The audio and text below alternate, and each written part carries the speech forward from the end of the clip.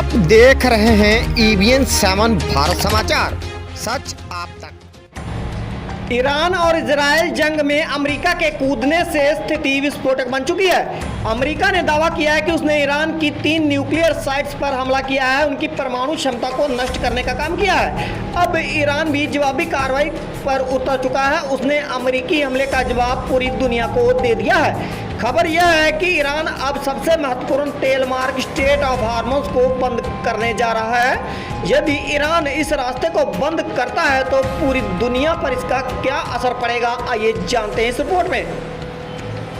Straight of हार्मोज बंद करेगा Iran. Reuters की एक रिपोर्ट के मुताबिक ईरान की संसद ने महत्वपूर्ण तेल मार्ग स्ट्रेट ऑफ हार्मोज को बंद करने के फैसले को अपनी मंजूरी दे दी है।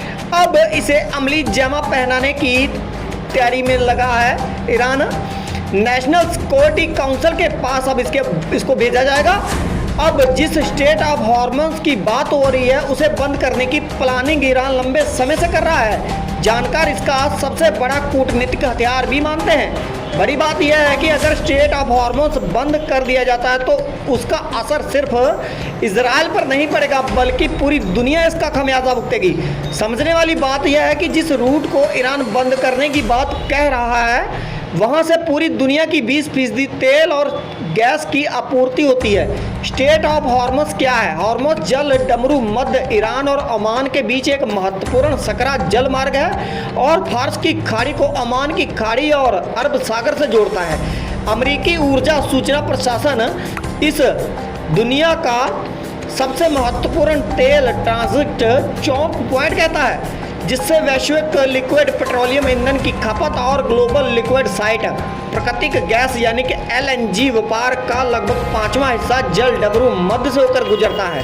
इराक, सऊदी अरब और UAE जैसे प्रमुख पश्चिमी एशिया आपूर्ति से भारत का अधिकांश तेल स्ट्रेट ऑफ हार्मोज के माध्यम से भारतीय बंदरगाहों तक पहुंचता है। भारत के LNG आयात का एक बड़ा हिस्सा जो मुख्य रूप से कतर से आता है वह भी इस महत्वपूर्ण चोक पॉइंट से होकर आता है। ऐसे में ईरान ऐसा करता है तो पूरी दुनिया को इसकी कीमत चुकानी पड़ेगी। हार्मोन जल डमरू मध्य अवरोध होने पर भारत पर क्या प्रभाव पड़ेगा, आइए इसका भी अनुमान लगाते हैं। साल 2024 में हम जल डमरू मध्य से होकर जाने वाले कच्चे तेल और कंडेंसेंट का 84% और तेलीकृत प्राकृतिक गैस का 83% एशियाई बाजारों से चला जाएगा। चीन, भारत, जापान और दक्षिणी कोरिया हार्मोन जल्द मध्य से होकर एशिया में जाने वाले कच्चे तेल के लिए प्रमुख रास्ता है, जो 2024 में हार्मोन के सभी कच्चे तेल और कंडेंसेंट प्रवाह का संयुक्त 69% हिस्सा था। इसलिए इससे भारत प्रभावित होगा। भारत रूस, अमेरिका, अफ्रीका और लैटिन अमेरिका से भी तेल खरीदता है, इसीलिए ऐसा नहीं है कि उसे प्राप्त तेल और गैस नहीं मिल पाएगा।